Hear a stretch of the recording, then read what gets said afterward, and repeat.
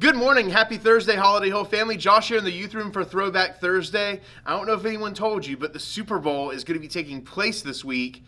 I would say place your bets, but we're Baptists, so we don't do that. But speaking of being Baptists, so we don't do that, Throwback Thursday takes us to the Anchor Bar of Buffalo, New York. I know, a Baptist talking about a bar. Who would have thought? But see, this bar changed the food game forever, starting in the 1960s. There was a couple. Their name was Teresa and Frank Bellissimo. They owned the Anchor Bar of Buffalo, New York.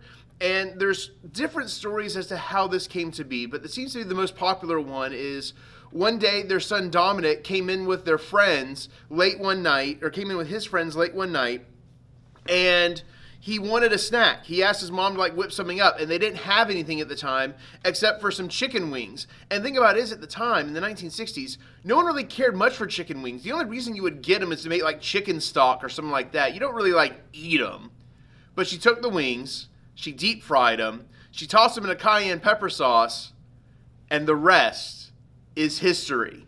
Thus started the original, first ever, buffalo wing. You may be saying to yourself, he's only doing this so he can buy and eat some buffalo wings. Yes, absolutely right. The buffalo wing changed the game of food forever. And at the time, it was thought of as a throwaway item entirely. As a matter of fact, last year during Super Bowl 44, approximately 1.4 billion wings were consumed on Super Bowl Sunday in America. How much is that? I'll give you two examples of how much is that. That's enough wings to lay end on end to cover the Florida coastline 9 times over. If you divided all those wings amongst all the attendees of all the Super Bowls, 1 to 44, each patron could have about 350 wings.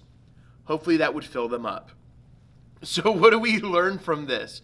I think a great lesson with the buffalo wing and how it all got started was at first it was something overlooked. It was something considered not all that important.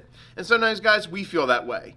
Sometimes we feel like we're not important. Sometimes we feel like, who am I in this world, in the midst of this chaos, in the midst of all this uncertainty, in the midst of all this sickness, in the midst of this uncertain economy? Who am I? And the truth is, perhaps you're the one that we're waiting for to make a difference. Perhaps you're the one, you're the thing that needs to be changing the game forever. Consider the talents God has given you. Consider the abilities you've been gifted. Consider the people God has put in your life. And use those. Do those abilities the best you can. And who knows, maybe you too will change the game someday. Take care.